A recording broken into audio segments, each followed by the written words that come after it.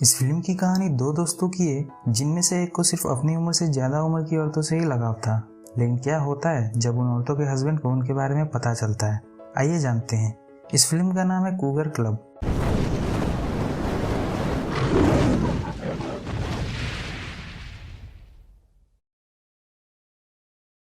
तो कहानी शुरू होती है कॉलेज के ग्रेजुएशन सेरेमनी से, जहां आज सारे स्टूडेंट्स अपनी अपनी टोपी हवा में उड़ाने वाले थे। इसी दौरान हम स्पेंस को देखते हैं जो कि पूरे कॉलेज में अपने बेस्ट फ्रेंड होगन को ढूंढ रहा था।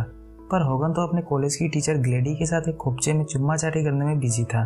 फिर स्पेंस उसके पास आता है और होगन जैसे तैसे अपने छोटे चितन को कंट्रोल करता हुआ ग्रेजुएशन सेरेमनी में भाषण देने चला जाता है। अगले सीन में हम देखते हैं कि स्पेंस के डैड ने अपने बेटे की ग्रेजुएशन कंप्लीट होने की खुशी में एक शानदार प्राइवेट पार्टी रखी होती है।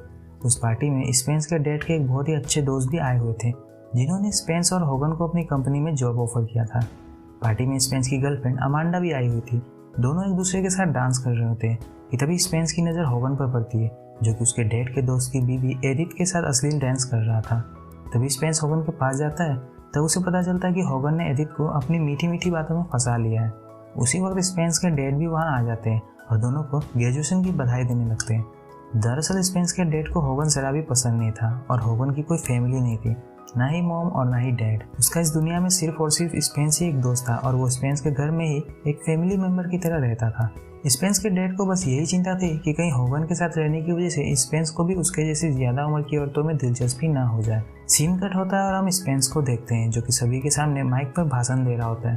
तभी अचानक एक ट्री हाउस की दीवार ज्यादा उछल कूद करने की वजह से टूटकर गिर जाती है, जिसके पीछे होगन और एडिथ घबाघब कर रहे थे।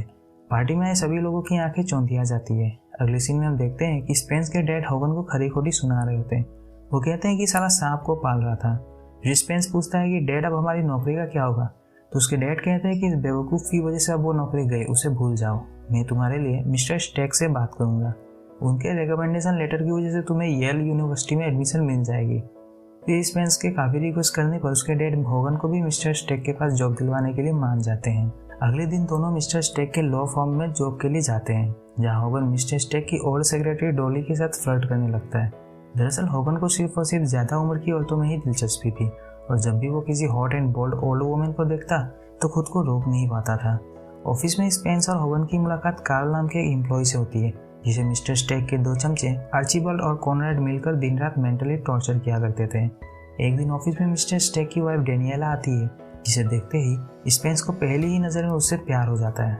दूसरी तरफ हम देखते हैं कि mister Stake and Archibald Spence and Hogan से काम के नाम पर काफ़ी सारे उल्टे सीधे काम करवाया करते थे, जैसे कि टॉयलेट की सफाई, किसी की गाड़ी पंक्चर करना, किसी औरत की न्यूज़ लेकर आना, यहाँ तक कि आर्चिबाल्ड अपने पैरों के नाखून तक स्पेंस एंड होगन से कटवाता था। मिस्टर स्टेक को ये बात अच्छी तरह से पता थी कि दोनों को येल लॉ फर्म में एडमिशन के लिए उसकी रिकमेंडेशन लेटर की ज़रूरत पड़ेगी और उसी बात का वो अच्छी तरह से फ़ायदा उठा रहे थे। इधर दोनों जिगरी दोस्तों को ना चाहते हुए भी वो सारे काम करने पड़ रहे थे।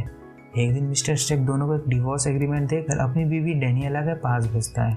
वहाँ पहुँचने पर दोनों की मुलाकात कॉनराड की बीवी सिंडी से होती है। घर के अंदर जाने पर होगन देखता है कि माहौल काफ़ी गर्म है।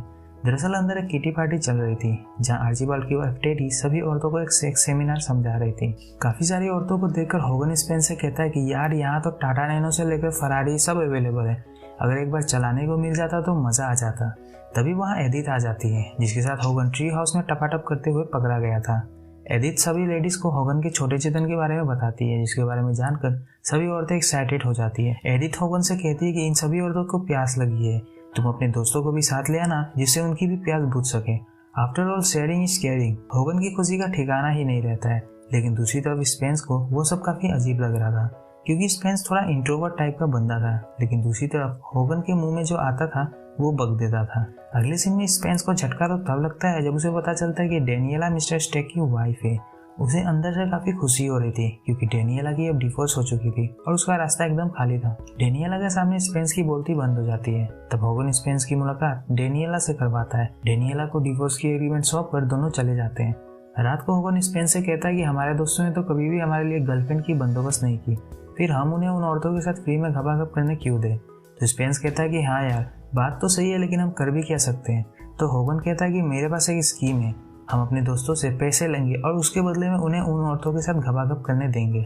स्पेंस कहता है कि अगर पुलिस को पता चल गया तो वो सीधा डंडा डाल देंगे। होगन कहता है कि हम एक मेंबरशिप वाली सिस्टम को इम्प्लीमेंट करेंगे, तो किसी को क्या ही पता चलेगा। फिर अगले ही दिन से दोनों दोस्त कूगर क्लब नाम की पार्टी के पर्चे बांटने लगते हैं, जिसकी मेंबरशिप कॉस्ट थी पर हेड $1000। बुकिंग के पहले ही दिन कूगर क्लब की मेंबरशिप 300 से ऊपर हो जाती है। इधर होगन ने एडिथ के साथ 10% की पार्टनरशिप भी कर ली थी। उधर एडिथ ने अपने फ्रेंड से पैसे ले लिए थे और इधर होगन ने अपने फ्रेंड से, मतलब कि फुल बिजनेसबाजी। सब कुछ रेडी था, लेकिन फिर स्पेंस होगन से कहता है कि हम ये पार्टी करेंगे कहाँ। तो होगन कहता है कि इसके लिए भी मेरे पास एक स्कीम है। वो तुरंत स्पेंस के पेरेंट्स के लिए हवाई की 2 टिकट बुक करवा देता है और उन्हें कुछ दिनों के लिए वेकेशन पर भेज देता है। अब घर खाली था, सो रात को ही पार्टी शुरू हो जाती है। कूगर क्लब की मेंबरशिप बेचने से हुई कमाई की वजह से दोनों दोस्तों की जेब गर्म थी। उस पार्टी में बहुत सारी लेडीज एंड यंग बॉयज आते हैं और साथ ही साथ डेनियला, टेडी एंड सिंडी भी सभी एक दूसरे के साथ फुल एंजॉय करते हैं। होगन ने कार्ल को भी पार्टी में बुलाया था। आर्चीबाल्ड की बीवी टेडी कार्ल को अपने साथ किचन में ले जाती है, जहां दोनों एक दूसरे के ऊपर सॉस आइसक्रीम लगाकर एक दूसरे को चाटने लगते हैं। I mean foreplay. कार्ल अपने ऊपर हुए जुल्म का बदला आर्चीबाल्ड की वाइफ की पुंगी बजाकर लेने लगता है। दूसरी तरफ हम होगन को देखते हैं, जो कि कॉनराड की वाइफ सिंडी से सीधे पूछता है कि क्या तुम मेरे साथ घपाघप करना चाहोगी। तो सिंडी भी चौंक जाती है और अगले ही पल दोनों अंदर कमरे में पलंग तोड़ रहे होते हैं। अब सिर्फ स्पेंस ही अकेला रह गया था। वो अपनी पूरी हिम्मत जुटाकर डेनियला से बात करने की कोशिश करता है, लेकिन डेनियला उसे पहले तो रिजेक्ट करके जाने लगती है। तभी स्पेंस उसे पकड़कर किस कर लेता है, जिससे डेनियला पिघल जाती है और वो दोनों भी घर के अंदर दंगल खेलने चले जाते हैं। कार्ल, स्पेंस और होगन तीनों अंदर फरारी की सवारी कर रहे होते हैं और बाकी पब्लिक घर के बाहर कंपाउंड में। सीन कट होता है और हम देखते हैं कि स्पेंस ने एक राउंड कंप्लीट कर ली होती है। तभी डेनियला कहती है कि चलो दूसरे राउंड की तैयारी करते हैं। इससे पहले कि स्पेंस दोबारा फरारी की सवारी कर पाता, उसकी नज़र खिड़की के बाहर अपने मॉम डैड पर पड़ती है, जो कि वापस आ चुके थे और उनके साथ डेनियला का एक्स हस्बैंड यानी कि उसका बॉस मिस्टर स्टेक भी आया हुआ था। स्पेंस की फटके हाथ में आ जाती है और वो तुरंत होगन को इन्फॉर्म करता है। दोनों दोस्त जैसे तैसे समय पर पार्टी को बंद करने में कामयाब हो जाते हैं और उनका भांडा फूटने से बच जाता है। स्पेंस अपनी मॉम से पूछता है कि आप दोनों तो हवाई गए हुए थे, फिर इतनी जल्दी कैसे आ गए। तो उसकी मॉम कहती है कि तुम्हारे डैड की तबीयत खराब हो गई थी, इसलिए हमने ट्रिप कैंसिल कर दी। अगले दिन कार्ल ऑफिस में सबको केक खिला रहा था और स्पेंस एंड होगन के आते ही उन्हें थैंक्स कहने लगता है, क्योंकि उन दोनों की वजह से ही उसे आर्चीबाल्ड की वाइफ का बैंड बजाने का मौका मिला था। होगन कहता है कि अरे यार, थैंक्स बोलने की ज़रूरत नहीं है, बस तुम 3 ज़रूरतमंद लोगों को हमारे कूगर क्लब की मेंबरशिप के बारे में बता देना। दूसरी तरफ कॉनराड चुपके से होगन के बैग की तलाशी लेता है, जिसमें से उसे कूगर क्लब के सारे मेंबर्स की लिस्ट मिल जाती है। वो सीधे मिस्टर स्टेक के पास जाकर उन्हें वो लिस्ट दिखाता है, जिसमें उनकी बीवियों के नाम भी लिखे हुए थे। इधर Spence and Hogan Cougar club के मेंबर के लिए ग्रैंड पार्टी की अनाउंसमेंट करते हैं। शाम को पार्टी में पिछली बार से ज्यादा मेंबर्स आए हुए थे। तभी होगन नोटिस करता है कि एक अनजान शख्स पार्टी में सभी लेडीज के साथ एंजॉय कर रहा है। वो उस शख्स से मेंबरशिप दिखाने को कहता है। तब वो शख्स कहता है कि मेरे पास मेंबरशिप तो नहीं है। इस पर होगन कहता है कि अगर मेंबरशिप नहीं है तो तुम्हें यहाँ से जाना होगा। तो वो शख्स कहता है कि ठीक है, मैं मेंबरशिप खरीदने के लिए तैयार हूँ। जैसे ही होगन उस शख्स के हाथों से पैसे लेता है, उसी वक्त पुलिस अपना सायरन बजाते हुए वहां आ जाती है। पता चलता है कि वो अनजान शख्स एक अंडरकवर डिटेक्टिव था और उसे खास मिस्टर स्टेक ने ही होगन की कूगर क्लब में भेजा था। कूगर क्लब चलाने के जुर्म में पुलिस स्पेंस और होगन को अरेस्ट करके ले जाती है। जेल में स्पेंस होगन से कहता है कि मुझे तुम्हारे साथ रहना ही नहीं चाहिए था। डैड सही कहते थे कि अगर मैं तुम्हारे साथ रहूंगा तो मेरा कुछ नहीं हो पाएगा, और देखो वही हुआ। नौकरी भी गई और अब रिकमेंडेशन लेटर मिलने से रहा। स्पेंस के डैड जल्दी ही उन दोनों को बेल पर रिहा करवा लेते हैं। स्पेंस ने अब होगन से दोस्ती तोड़ ली थी और वो उसे कहता है कि अब तुम मेरे साथ नहीं रह सकते। बेचारे होगन को बहुत बुरा लगता है, क्योंकि इस दुनिया में उसका स्पेंस के सिवाय और कोई नहीं था। फिर होगन अपनी कॉलेज की टीचर ग्लेडी के घर जाता है, जिसके साथ वो कॉलेज में घपाघप किया करता था, और वहीं उसके साथ रहने लगता है। कुछ दिनों बाद कोर्ट में सुनवाई होती है, जहाँ कुछ देर बाद जज साहिबा अगले हफ्ते को फैसला सुनाने की बात कहकर तारीख आगे बढ़ा देती है। होगन ने अपना केस लड़ने के लिए कार्ल को हायर किया था, क्योंकि उसके पास और कोई ऑप्शन भी नहीं था। कार्ल उसे बताता है कि उधर ऑफिस में कॉनराड कह रहा था कि अगर तुम्हारे पास कार होता तो वो तुम्हें बॉम्ब से उड़ा देता, क्योंकि तुमने उसकी बीवी के साथ जो घपाघप किया था वो उसे पता चल चुका है, और उसने ही कूगर क्लब के बारे में मिस्टर स्टेक को बताया था। होगन कहता है कि तुम जैसे तैसे कॉनराड ने जो मुझे बॉम्ब से उड़ाने की बात कही थी वो दोबारा उसके मुँह से निकलवा सकते हो क्या। कार्ल कहता है कि हाँ, लेकिन उससे क्या होगा। फिर होगन उसे अपना प्लान समझाने लगता है। प्लान के मुताबिक मीटिंग के दौरान कार्ल कॉनराड से कहता है कि आपने जो होगन के बारे में कहा था क्या वो दोबारा कह सकते हैं। कॉनराड कहता है कि अगर उस साले के पास कार होती तो मैं उस कार में बॉम्ब लगाकर उसे हमेशा के लिए ऊपर पहुंचा देता। साले की हिम्मत कैसे हुई मेरी बीवी के साथ घपाघप करने की। ये सारी बातें कार्ल नेक टाइम में लगे माइक की मदद से रिकॉर्ड कर लेता है। वो कहता है कि आपका सपना पूरा हो सकता है, क्योंकि होगन ने हाल ही में एक कार खरीदी है और ये रही उस कार का नंबर एंड होगन का एड्रेस। रात को कॉनराड, आर्चिबल्ड एंड मिस्टर स्टेक तीनों चुपके से होगन के पते पर पहुंचते हैं जहां ग्लेडी की कार पार्क की हुई थी।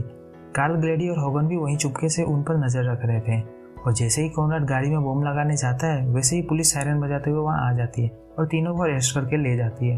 होगन अपने मिशन में कामयाब हो चुका था और वही बताने के लिए वो सीधे स्पेंस से मिलने अमांडा के घर जाता है जहां अमांडा स्पेंस के साथ अपनी शादी की तैयारियां कर रही थी। वो स्पेंस को बताता है कि ये सब मिस्टर स्टेक की वजह से हुआ था, उसने ही उन्हें प्लान करके फंसाया था।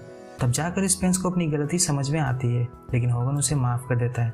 फिर होगन कहता है कि कार्ल ने हमारी मीटिंग जज साहिबा के साथ अरेंज करवाई है और वो हम दोनों से मिलना चाहती है। दोनों उसी वक्त जज साहिबा से मिलने के लिए जाने लगते हैं। तभी अमांडा स्पेंस को होगन के साथ जाने से रोकने लगती है। तब स्पेंस उसे कहता है कि मैं तुमसे शादी नहीं करना चाहता और अभी मैं इसके लिए रेडी भी नहीं हूँ। अगले सीन में हम होगन, कार्ल एंड स्पेंस को जज साहिबा के ऑफिस में उनके आने का इंतजार करते हुए देखते हैं। तभी अचानक कार्ल को जोर की लग जाती है और वो हल्का होने चला जाता है। उसके जाने के कुछ ही देर बाद जज साहिबा मार्गरेट अंदर ऑफिस में आती है। मार्गरेट उम्र में होगन से बड़ी थी और उसे देखते ही होगन उसके साथ फ्लर्ट करने लग जाता है। इधर स्पेंस के पसीने छूट रहे थे। उसे डर था कि होगन की बेवकूफ़ी की वजह से कहीं मार्गरेट उन्हें हमेशा के लिए जेल न भिजवा दे, पर होता है इसका बिल्कुल उल्टा। होगन की बातों से मार्गरेट काफ़ी एक्साइटेड हो जाती है और वहीं ऑफिस में ही उन दोनों के साथ घपाघप करने लगती है। उसी दौरान मार्गरेट के गले में हमें कूगर क्लब की लॉकेट दिखाई देती है जिसका मतलब है कि मार्गरेट भी कूगर क्लब की मेंबर थी। स्पेंस एंड होगन की परफॉर्मेंस से खुश होकर मार्गरेट उनके ऊपर लगाए गए सारे चार्जेस को ड्रॉप करवा देती है। अब मिस्टर स्टेक, आर्चिलैंड एंड कॉनराड जा चुके थे और स्पेंस एंड होगन के ऊपर कोई चार्जेस भी नहीं थे। दोनों दोस्त कार्ल के साथ मिलकर अपनी एक कूगर क्लब नाम की एक बस सर्विस खोलते हैं जिसके अंदर क्या होता है ये आप समझ ही सकते हो। इसी एक हैप्पी एंडिंग के साथ आज की हमारी ये मूवी खत्म हो जाती है। आई होप आपको वीडियो पसंद आया होगा। मूवी आपको टेलीग्राम ग्रुप में मिलेगी और टेलीग्राम ग्रुप का लिंक आपको डिस्क्रिप्शन में मिलेगा। तो आज के लिए इतना ही। वीडियो पसंद आया तो वीडियो को लाइक और चैनल को सब्सक्राइब जरूर करें। तो हम मिलेंगे आपको अगली वीडियो में एक नई मूवी के साथ। तब तक के लिए गुड बाय।